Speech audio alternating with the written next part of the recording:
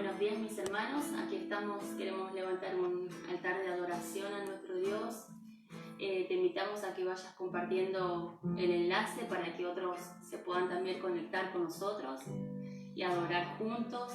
Es un hermoso día que Dios nos ha regalado y queremos elevar a Él una adoración, un canto de gratitud porque Él es fiel, Él guarda nuestras vidas.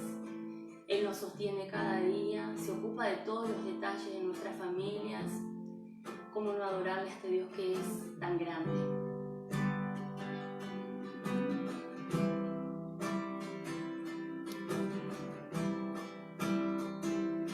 Cuán grande es Dios, cántale cuán grande es Dios, y todos lo verán. Cuán grande es Dios,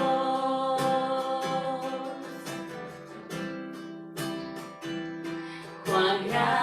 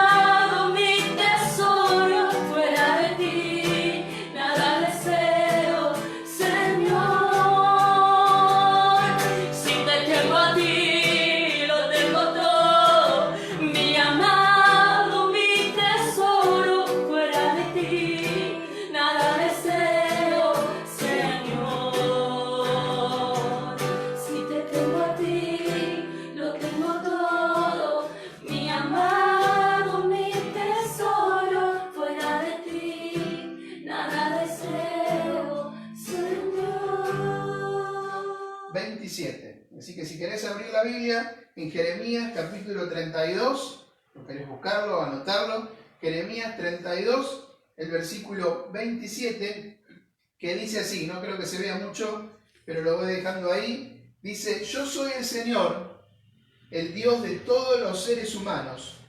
¿Es que hay algo imposible para mí? Cuando uno recuerda esto, se llena de esperanza, se llena de fe. No hay nada imposible para Dios. No hay situación, no hay problema, no hay enfermedad, no hay nada que Dios no pueda hacer. No hay nada que Dios no pueda cambiar. No hay nada imposible para nuestro Dios. Hermoso versículo, hermosa declaración que Dios mismo hace acerca de lo que Él puede hacer. Ahora, seguramente, como me pasó a mí, seguramente a vos te pasa lo mismo. O no sabés, o no te acordás en qué contexto es que Dios dice eso. Y la verdad que es un pasaje de la Biblia, este de Jeremías 32, muy particular, que tiene muchas cosas que la verdad son muy ricas y son raras hasta de encontrar en la Biblia. Así que ahí tenelo abierto, Jeremías 32, tenelo abierto. No lo vamos a leer, pero yo te voy a ir contando rápidamente de qué se trata esta historia tan particular de Jeremías. A veces Dios manda a sus siervos, a sus hijos, a hacer cosas que parecen que no tienen sentido, que no tienen lógica, que no tienen sentido común, según nuestro parecer, ¿no? Hacer cosas que para el común de la gente parecerían locuras o que vamos en el camino contrario. Sin embargo, muchas veces Dios nos manda a hacer cosas que parecen que no tienen sentido. ¿Quién compraría, por ejemplo, una casa si sabe que se va a quemar? ¿Quién compraría un coche si sabe que a los 5 minutos se le va a romper o lo van a chocar? Seguramente que nadie, ¿no? Sería raro hacer eso. Ahora, Dios le ordena a Jeremías, ahí en los versículos 2 o 3 del capítulo 32, que compre un terreno. Que compre un terreno justo cuando la ciudad estaba a punto de caer en manos de los babilónicos. El rey Nabucodonosor había cercado la ciudad de Jerusalén y estaba todo rodeado, estaban conquistando la tierra, estaban avanzando, y sin embargo Dios les dice que compre un terreno en ese lugar. Seguramente la gente estaría pensando que ya era el final para ellos, no era un momento oportuno para hacer negocios. Entonces, ¿qué sentido tiene hacer un negocio, comprar una tierra que vos sabés que o ya está ocupada por otra persona, o que en breve va a venir el enemigo y te lo va a arrasar y te va a ocupar en la tierra? No tiene ningún sentido comprar un terreno en esta manera, porque ya lo tenía como perdido, era inservible, ¿no? Así que esta situación tiene todos los ingredientes de un mal negocio. Primero, por si no sabías, Jeremías en ese momento estaba en la cárcel. La cárcel no es un buen lugar para que uno pueda hacer negocios. Los negocios que te llegan cuando vos estás en la cárcel, las oportunidades, seguramente son ridículas como esta. Así que no estaba en la mejor posición para hacer un negocio. Después, todos los que trabajan en el rubro inmobiliario, los inversores, te van a decir que una de las cosas más importantes a la hora de comprar un inmueble, un terreno, una casa, es la ubicación. Hay casas que valen más por su ubicación o terrenos que valen más por su ubicación que por la casa en sí o el terreno, ¿no? No es lo mismo una casa que está ubicada en un lugar lindo de la ciudad, alto, con los servicios, que una casa que por más linda que sea, esté en un barrio alejado, sin servicios, lejos de todo, ¿no? Bueno, esta casa, este terreno que le estaban ofreciendo, estaba muy mal ubicado. Estaba en donde ya el enemigo había avanzado. Así que tenía todos los condimentos esto para convertirse en un mal negocio, en un pésimo negocio. Es como que ahora yo los llevaría a ustedes a la zona del río. Los que no son de Paraná por ahí no saben, pero el río está con una bajante histórica. Está abajo como nunca, ¿no? Entonces yo los llevo ahora a la costa, ahí cerca del río, y les muestro un terreno que antes estaba tapado por el agua, y les muestro que adelante hay un montón de arena y les digo, miren, si vos comprás este terreno, mirá la playa que vas a tener, mirá la vista que vas a tener. Cuando en realidad el que sabe un poquito sabe que en cuanto empiece a llover un poco, en cuanto los brasileños abran la compuerta, esa hermosa playa que yo te estoy vendiendo de la vista del terreno va a desaparecer y el terreno que te estoy ofreciendo va a desaparecer, va a quedar tapado bajo agua. Bueno, eso es más o menos lo que le estaban ofreciendo a Jeremías que compre. Un terreno que iba a desaparecer, donde no iba a poder cultivar, donde no iba a poder vivir, donde no podía ir a hacer nada, porque iba a pasar a manos del enemigo. Pero Jeremías no hizo esta compra porque le parecía una buena oportunidad, sino porque Dios le dijo que tenía que comprarla. Era más una cuestión de obedecer a Dios más que una oportunidad de un negocio. Dios le dijo al profeta que un primo iba a venir, llamado Anael, ahí si lo quieren buscar está el nombre, iba a venir a ofrecerle la venta del terreno y él tenía que comprárselo. Y tal como Dios le había mostrado, estaba en la cárcel y viene el primo y le dice, vos tenés que comprarme el terreno. En aquel momento, las propiedades, los terrenos, solo se podían vender entre familias. No podían vendérselo a un extraño, se lo vendían en familia. Y al pariente más próximo que tuvieran. Se lo llamaba a esto el pariente redentor. Porque cuando uno vendía una propiedad era o porque no podía mantenerla o porque tenía una situación muy extrema que necesitaba la ayuda de alguien. Entonces la persona que le compraba, que era de su propia familia, actuaba como redentor para ayudarlo. Ahora, el pariente que tenía que comprarlo, por obligación, por ayuda, era el más próximo. Ahora, este era su primo. Significa que el primo primero se lo habrá ofrecido a sus padres, después se lo habrá ofrecido a sus hermanos, después se lo habrá ofrecido a sus cuñados, y después se acordó del primo. Es decir, que nadie estaba en condiciones ni quería comprar ese terreno. Por eso llegó el primo, ¿no? Y Jeremías, conforme a la palabra de Dios, le dice, bueno, voy a tener que comprar esto. Y dice ahí en el capítulo que le entregó un pago de 17 monedas de plata. Lo hizo en el patio de la cárcel, juntó a toda la gente en el patio de la cárcel para que haya muchos testigos, le mandó un criado que busque la plata y dice que lo pesaron, 17 monedas de plata y frente a varios testigos, concretó la venta y la sellaron y firmaron un contrato.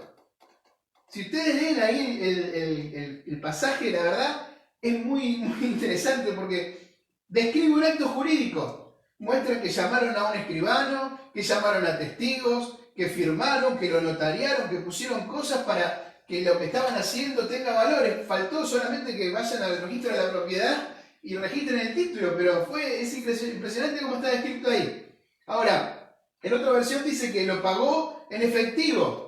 Y lo que lo pagó encima lo pagó bien, no es que lo pagó regalado. Hizo una buena inversión, como si el terreno fuera un buen terreno, y lo pagó de esa manera. Y el Señor ahí, si leen el relato, dice que le ordenó que tomen 2 copias del contrato, una sellada y otra abierta, para meterla dentro de una vasija de barro y que la enterraran en ese terreno para que se conservara por mucho tiempo. En ese momento, los sellos que se colocaban acá no se ven muy bien, capaz que lo único que se ve es el sellito, pero seguramente lo vieron, ¿no? Esos sellos que se hacían con cera, y la persona, para decir que era de él, ponía su anillo, apretaba y dejaba la marca ahí. Bueno, eso fue lo que hicieron con una de las escrituras. Le pusieron el sello y todos firmaron para decir que esa escritura era válida. Y la agarraron y la pusieron en una vasija de barro, la pusieron las dos y la enterraron en ese lugar. Le dio instrucciones a su criado para que vaya a enterrarla a ese lugar. Y no sé si saben, pero los documentos que se encontraron en el Mar Muerto, más de 2.000, 3.000 años de antigüedad, se conservaron perfectos porque estaban encerrados en una vasija de barro. Así que era una práctica habitual eso de encerrarlo y enterrarlo. ¿Para qué? Para que cuando vayan a sembrar, cuando vayan a cosechar, en el momento que empiecen a escarbar la tierra, esa vasija iba a aparecer y el legítimo dueño de esa tierra iba a quedar claro quién era. Así que lo pusieron esos rollos, lo metieron ahí y lo mandaron ahí. Y todo se hizo en el patio de la cárcel con un montón de testigos ahí presentes. Todos tenían que saber que esa compra que estaba haciendo Jeremías era más una cuestión de fe que una cuestión de invertir. Era más una cuestión de hacerle caso a Dios que de hacer un negocio. Y me imagino a los amigos, a los otros que estaban ahí, los otros presos, los testigos que estaban ahí, sus criados que habían ido a llevarle la plata, le habrán empezado a decir a Jeremías, ¿estás seguro? ¿Estás seguro de lo que vas a hacer? Es un mal negocio. Vas a gastar las últimas monedas que tenés, vas a estar gastando todo tu capital para comprar una tierra que no sirve para nada. ¿Estás seguro de lo que vas a hacer? Y Jeremías le dice, Dios me dijo que lo haga y lo voy a hacer. Y lo voy a hacer. ¿Nos animamos nosotros a creerle así a Dios? Que cuando algo Dios nos dice que hagamos, ¿lo hacemos? Porque muchas veces las cosas que Dios nos dice que hagamos, o nos dice que tenemos que cambiar, o las cosas que Dios nos promete a nosotros, tampoco tienen sentido. Son un mal negocio para nosotros. ¿Se acuerdan que hablamos hace un par de semanas de Abraham? Que le dijo que tenía que dejar su casa, su tierra, su parentela, todo lo que había construido, dejarlo todo, ¿para qué? Para irse a una tierra que Dios le iba a mostrar y a vivir en carpa un montón de años, dejando de lado todas las comodidades. ¿Era un buen negocio? No, era un mal negocio. Después Dios se le había presentado a Noé, ¿se acuerdan? Y dice, Noé, ¿sabes qué? Hacé un arca. ¿Por qué? Porque va a llover y va a llover mucho y se va a inundar todo. Pero Señor, nunca llovió. La gente va a pensar que yo estoy loco. Me parece que no es una buena opción, no es un buen negocio, ¿no? Y a veces el Señor nos confronta a nosotros de esa manera. Señor, ¿seguro que vos me estás pidiendo a mí que perdone al que me hizo mal? Me parece que yo quiero más vengarme que perdonarme. Señor, ¿seguro que tengo que orar por mi jefe, por mis compañeros, por esos que se burlan de mí, que me matan? ¿Seguro, Señor? Para mí es un mal negocio, porque como que me estoy rebajando y peor. Un montón de veces el Señor nos presenta malos negocios. Pero siempre es un buen negocio obedecer a Dios. No importa que no entendamos qué es lo que está pasando. Si el Señor nos manda a hacer algo, siempre es mejor obedecer a Dios, porque en la obediencia hay, me parece que los estoy escuchando, en la obediencia hay bendición. Cuando obedecemos a Dios, Dios nos bendice. Los planes de Dios siempre son para nosotros de bien y los planes del Señor son buenos para sus hijos y para los que le aman. Así que el Señor le dice en el versículo 15 del capítulo 32, el Señor le dice, en esa tierra que vos estás por comprar, que es un mal negocio, que es una oportunidad que parece que no tiene sentido, en esa tierra volverán a habitar casas y campos y viñas. Es decir, que la gente iba a regresar a ese lugar. El exilio no era el final. Era momentáneo lo que estaban pasando. ¿Cuántas veces en estos días, hablando con alguien, por teléfono, por WhatsApp, o por ahí cuando tuviste la oportunidad de salir a un negocio un ratito, te cruzaste y se dijeron, esto ya va a terminar, esto ya va a pasar? Y es cierto, estamos pasando seguramente por un momento que se está girando más de lo que nosotros pensábamos, y seguramente que para adelante nos va a hacer tener cambios en nuestros hábitos, en nuestras costumbres, va a cambiarnos esto. Pero ¿sabes qué? Va a pasar esto que estamos viviendo, no va a ser para siempre. Y la circunstancia que vos estás pasando en tu vida, la dificultad que estás pasando en tu vida, no es el final. Eso que estás atravesando, con la ayuda de Dios, va a pasar. El problema por el que estás pasando no es el final de tu vida, no es lo que Dios diseñó para vos. Los cambios que venís esperando y que no llegan, no es el final de tu vida. El Señor nos anima a seguir confiando en él. ¿Y saben qué pasó? Después de 70 años que el imperio babilónico cayó, el pueblo de Israel volvió a esa tierra, volvió a ese lugar. Y esos terrenos que no valían nada, que nadie quería, esos terrenos fueron los mejores, los más fértiles, los que más productividad daban. ¿Y saben de quién eran? De los descendientes de Jeremías. Los descendientes de Jeremías estuvieron en esa tierra y disfrutaron de ese mal negocio que parecía que su antepasado estaba haciendo. Y volvieron a producir y las tierras estuvieron espectaculares. ¿Cuántos quisieran ser como Jeremías? ¿Cuántos quisiéramos tener esa fe? Señor, no entiendo mucho, pero vos me estás ordenando que yo haga algo, Señor, y yo en fe me lanzo a hacer eso que vos me estás pidiendo, a eso que vos me prometés. Pararse con la convicción frente a todos los testigos, a toda la gente que te está mirando y decir, parece un mal negocio, pero para mí el mejor negocio es creerle a Dios y hago lo que Él me está pidiendo. Ahora, ¿sabes qué? Somos más parecidos de lo que pensamos a Jeremías. Porque inmediatamente después que hace eso, le dice a su criado, le dice en el versículo 17, 16, le dice, le dio la carta de venta a Baruc y le dijo, anda a enterrarlo en el lugar que te dije, ponelo ahí. Inmediatamente de eso, Jeremías se encierra y se pone a orar. Y empieza a orar Jeremías.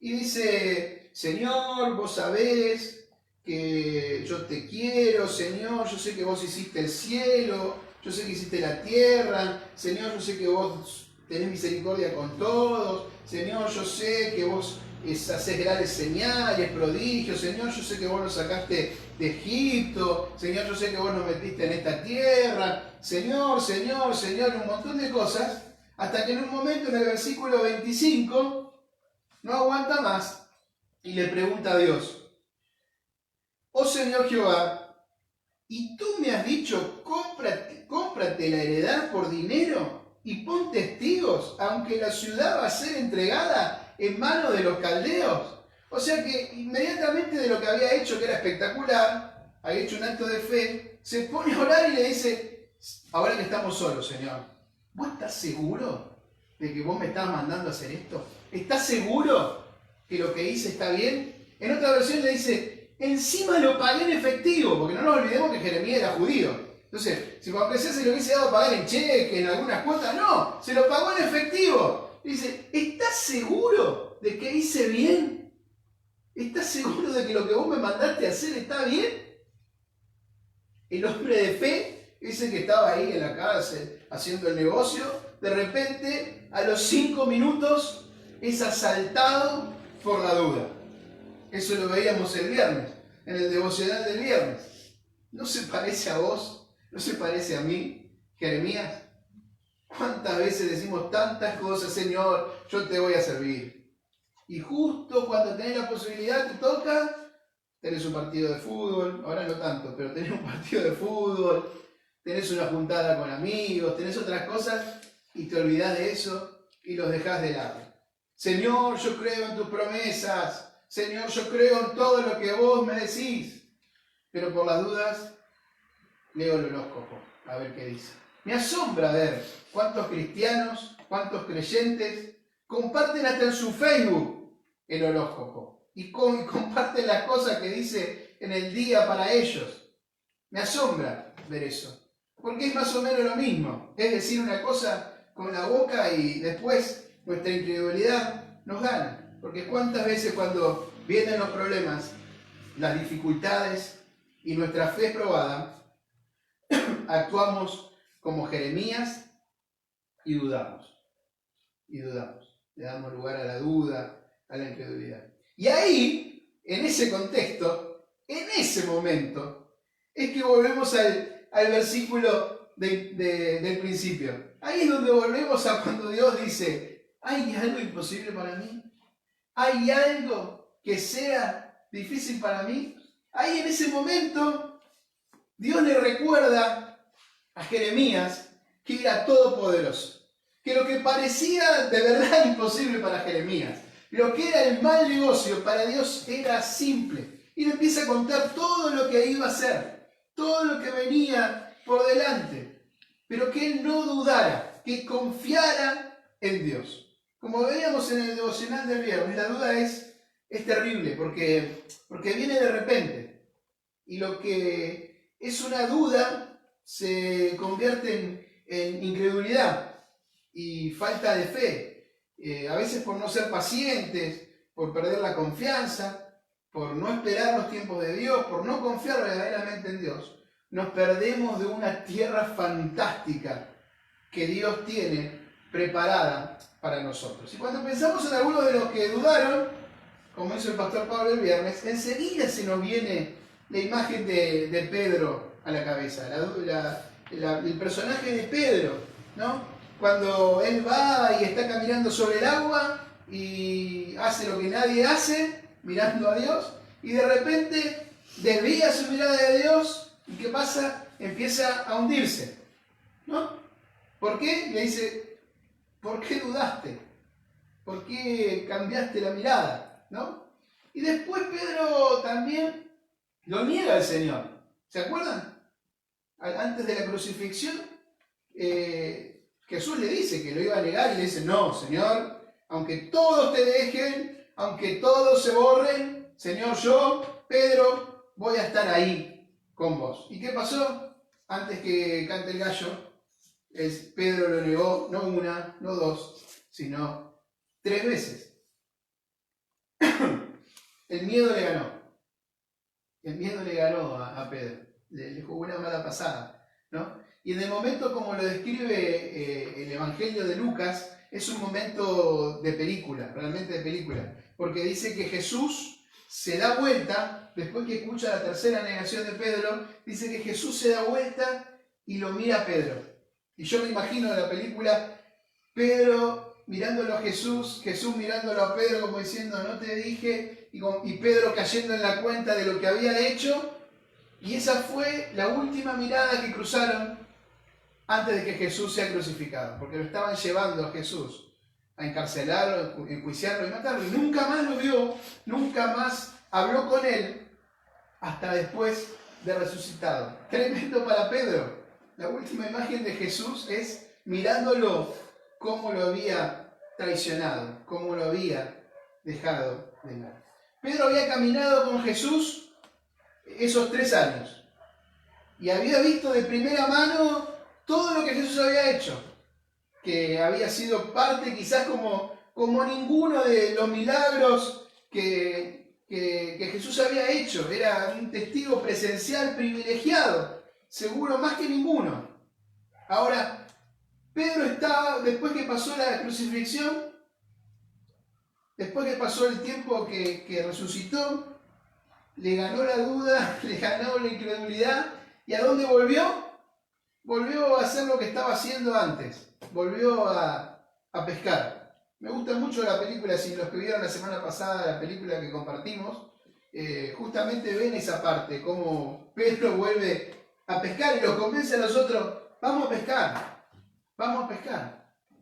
Y es ahí pescando entre comillas, porque era una noche de fracaso. Habían estado pescando toda la noche, intentando pescar, tirando las redes, y no había pasado nada. Habían estado toda la noche pescando y no había pasado nada. Y es la misma situación, parece una escena de Volver al Futuro, que 3 años atrás, donde Jesús se había encontrado con Pedro y lo había llamado. ¿Se acuerdan? Era otra noche de fracaso. Era otra noche de fracaso para Pedro. Habían estado toda la noche pescando. No habían pescado nada. Y de repente aparece un hombre y les dice, vamos a pescar. Pero Señor, estuvimos toda la noche pescando, no pasó nada. Bueno, hacé lo que yo te digo, tirá la red y vas a pescar. Y en ese momento, Pedro, que era un hombre que había visto un montón de pescas extraordinarias, en ese momento se da cuenta de que esa persona que está delante de él, que eso que está pasando es otra cosa, y queda arrodillado en la barca, diciéndole, Señor, yo soy hombre pecador, Señor, yo te voy a seguir. Y Jesús lo llama y le dice, bueno, desde ahora vas a ser pescador de hombres. Y después de ese evento camina 3 años con Jesús y ve los milagros, ve todo lo que pasa. Y otra vez está en una barca fracasando, sin pescar en una noche. Después de 3 años volvió al mismo lugar. Y a que no saben quién lo fue a buscar al mismo lugar. Jesús. Jesús otra vez va a encontrarse con él a ese lugar. Dios le dice lo mismo otra vez. Tirá a la derecha, es anecdótico, podría haberle dicho tirarlo a la izquierda, tirarlo para atrás, para adelante. Le dice en Juan 21, si después lo quieren buscar, Juan 21, le dice tirar la red de vuelta. Y otra vez hacen una pesca impresionante. Dios da la orden y hay una pesca impresionante. Y dice que cuando Pedro ve eso, en la película está bien hecho, cuando Pedro ve eso, mira para la orilla, se da cuenta otra vez que es Jesús y no aguanta y se tira de la barca y va nadando hasta la orilla para encontrarse otra vez con Jesús. Desesperado va a la orilla y se encuentra ¿con qué? Con Jesús que lo está esperando con un desayuno sorpresa, con un desayuno increíble. Le dice, vení, sentate, acá tengo pan, tengo un pescado ya cocinando. Dios le preparó una mesa y lo invita a comer con él.